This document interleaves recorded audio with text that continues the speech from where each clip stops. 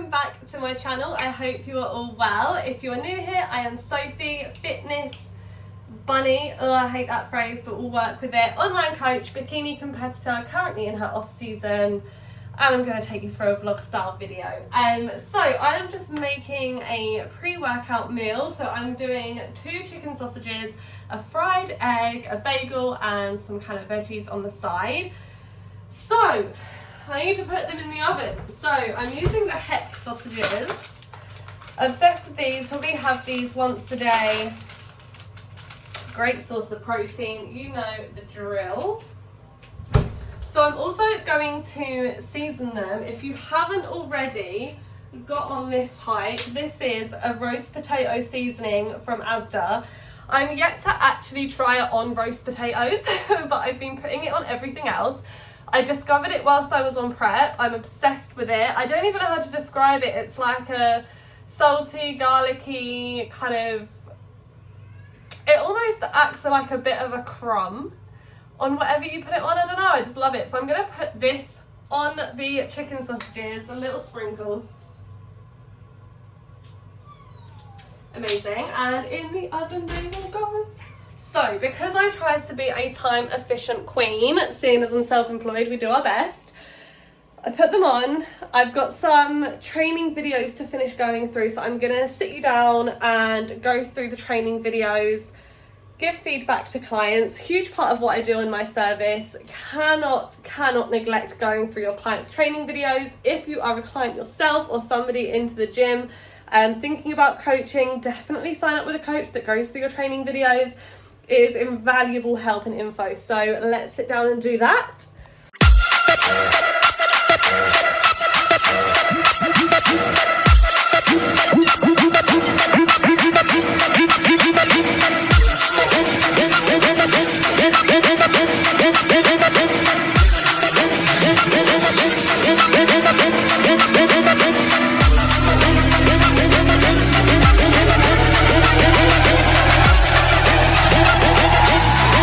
The sausages are done, the egg is cooking, the mushrooms are cooking, and I'm just about to put the bagel into the toaster. I don't like it too toasty because I still want it to be able to, like, I don't know, squish around the food, but sesame bagels are elite. I'm sorry, but if you buy plain bagels, please unsubscribe to my channel. They're the best. Sesame bagels are the best. That's the eggs finished. So, waiting for the egg to cook. Where's my spatula?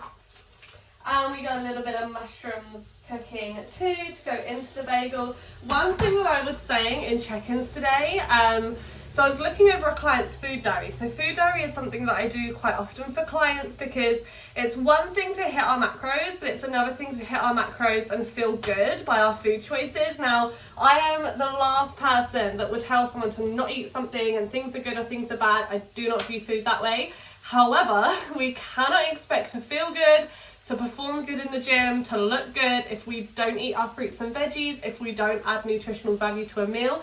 Now, what I like to say is make your meals up to hit your macros in the ways that you want. Like if you're getting your protein in from whichever protein source you want, by all means, but look at that meal and say, what can I add that is nutritional value? And, you know, if you're the type of person that struggles to get in your fruits and veggies, if you're not a huge fan of them, what can you do to add them in to make them taste good or to feel like they're not really involved? Fried mushrooms are a great one. I'm not frying them in oil, just a bit of fry light. The sausages with the egg in the bagel, bit of barbecue sauce with the fried mushrooms. Tastes to me like an full English in a bagel. Love it. So little things like that. What can you do to increase the nutritional value of the meal? Especially if you're someone that struggles with it, like what can you do to make it taste good? I have a curry to eat after the gym, which has like spinach and red onion mixed into it.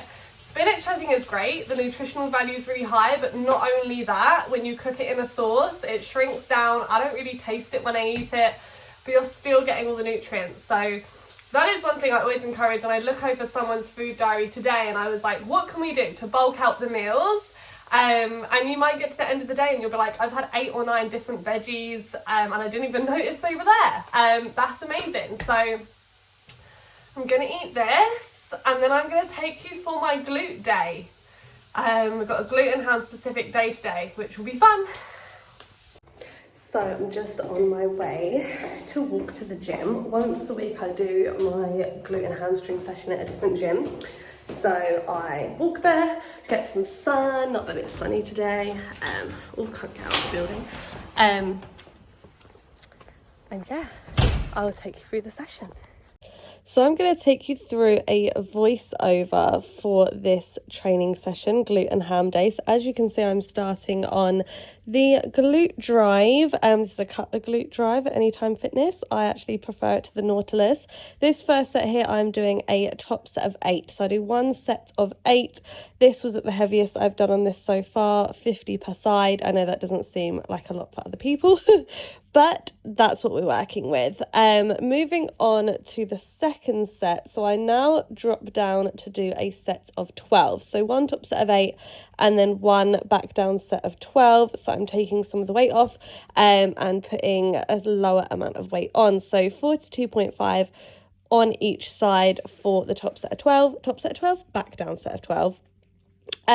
Few things to consider here. One thing is that I'm keeping my hips tucked under. I actually prefer being further down the bench, so my bum is towards the bottom of the bench. I think this just works well for my limb length. I've got very, very long legs, and I prefer to be in that position. As you can see, my knees are not driving forwards over my toes. We're not trying to engage any quads. After the set of 12, I then move on to do a muscle round. So muscle rounds are like muscle rounds, drop sets, supersets are a bit more advanced. Most people, if you're a beginner, if you're in your first couple of years of training, stick to just linear progressions, getting stronger on the main movements over different rep ranges. Adding in crazy volume sets isn't always necessary. But this muscle round set here is just an added way that I can progress my training. And what I'm doing is 4 sets of 5 reps with a 5 seconds rest in between. So as you'll be able to see, every 5th rep, I then rest for 5 seconds and go again. This allows the lactic acid to build up within the muscles, within the glutes. It burns. It's very deceiving. It always looks a little bit easy the first couple of sets, but the pain does start to kick in towards the last couple. Very deceiving when you start, but very, very effective. So I do enjoy those. So those are 3 sets total on hip thrust, 1 top set of 8, 1 back down set of 12, and then a muscle round. Moving on after this was then RDLs, Smith machine RDLs specifically. The reason why I've added them in on the Smith machine is so that you can actually use the machine to counterbalance. So obviously the biggest cue with RDLs is to push the hips back. Driving the hips back and through is what moves the bar rather than being chest down or pulling up with your back. When you're kind of holding onto a machine, you can really, really push your hips back. As you can see from this, if I pushed my hips that far back with a regular barbell, I would fall flat on my bum. So it just elongates the stretch in the glutes, which is great. I'm doing a top set of 12 here and 2 back down sets of 15 kilos. So as you can see, I've just dropped the weight for the next, did I say 15 kilos? 15 reps for the 2 sets of 15 reps afterwards. As you can see, I'm keeping my chest out, keeping my head in line with my spine, and just using the drive back of the hips and the drive through of the hips to move the weight. A little bit like if you was to scoop some ice cream. Scoop the hips under the same way that you would scoop ice cream is my biggest tip. And then moving on after this, I moved on to hyperextensions. So hyperextensions is probably one of my favorites for glute and hamstring engagement. Apologies for the camera angle on this. It was quite a weird setup in the position of the gym.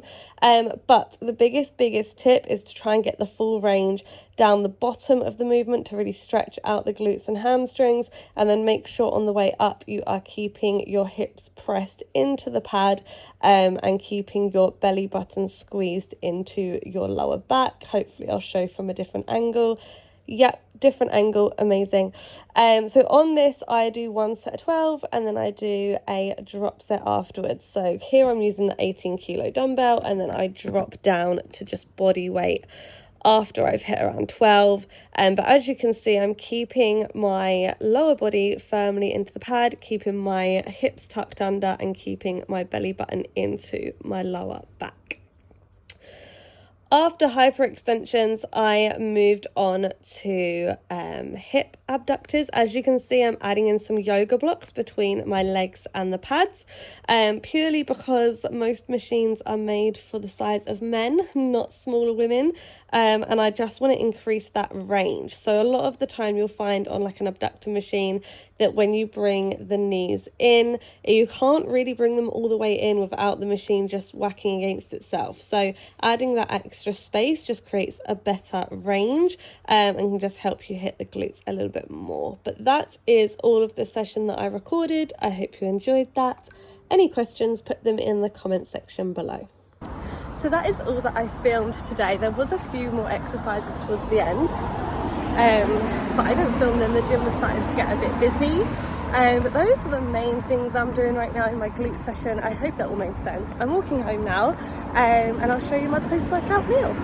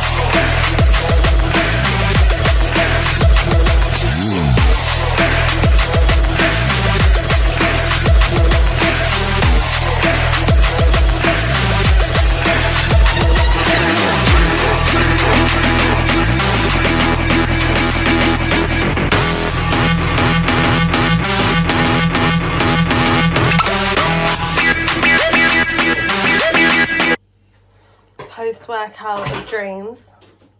Yummy. Raspberries, lemon cheesecake Reform Way, banoffee flavoured peanut butter and oats. Hello, welcome back to the kitchen. If you can't hear me very well, it's because Nick is working.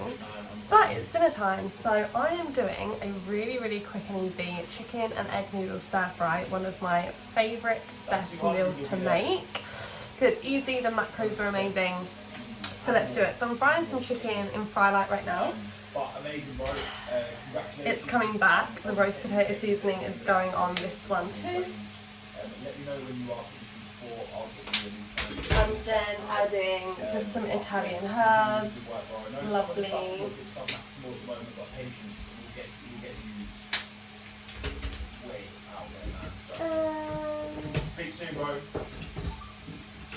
Then just some chicken seasoning. I've had to put the light on, so it looks a little bit yellow, but the light was really bad. Frozen diced red onions, because why make it harder for yourself? Already diced. Adding those in, just a handful. And they're cooking. I'm using. You can slow your metabolism down by not eating enough, innit?